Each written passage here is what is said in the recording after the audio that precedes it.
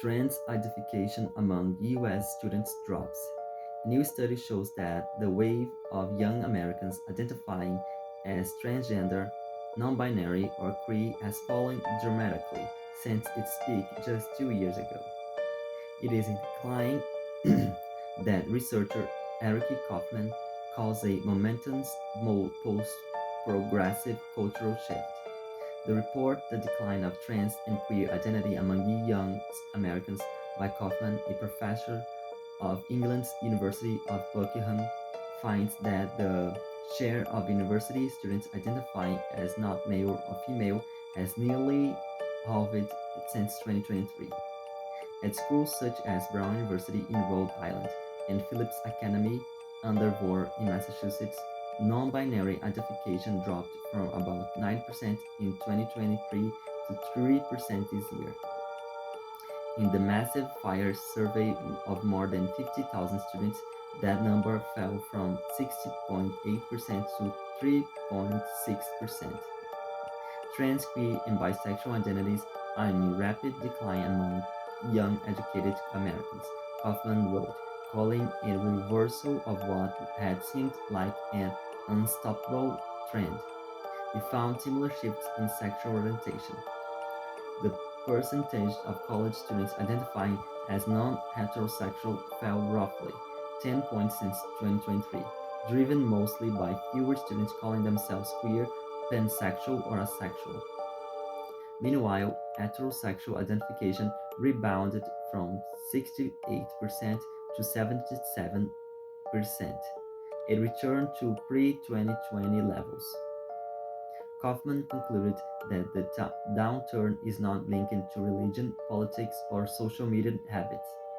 Trans and queer identification have declined even as levels of wokeness and irreligion have not, he said. The young people, gender, and sexual identity are now independent fashions that rise and fall separately from other cultural and political currents. He added that improved mental health after the pandemic may play a role but cannot fully explain the trend. Carrie Lake, the special advisor to the United States Agency for Global Media, praised the report's finding on Newsmax's Thin Nerd Wednesday. I'm glad President Trump said no more pushing these in schools, she said.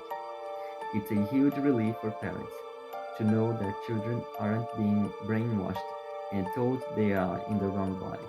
Those who fell for what will face a hard road of transitioning.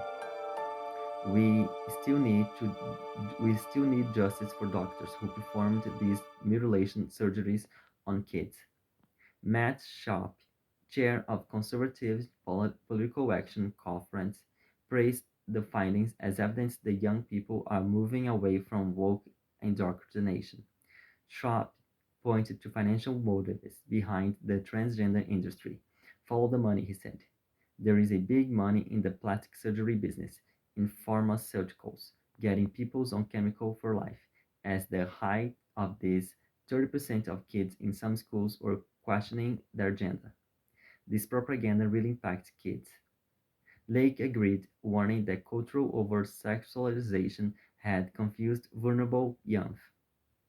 I'm glad we are seeing an end to this, she said. There is no such thing as a transgender child. It's a mental illness. Kaufman's 60-page analysis concluded that the downturn may signal a momentous and unanticipated post-progressive cultural shift among young Americans, one that defines the expectations of the cultural left in academia and the media.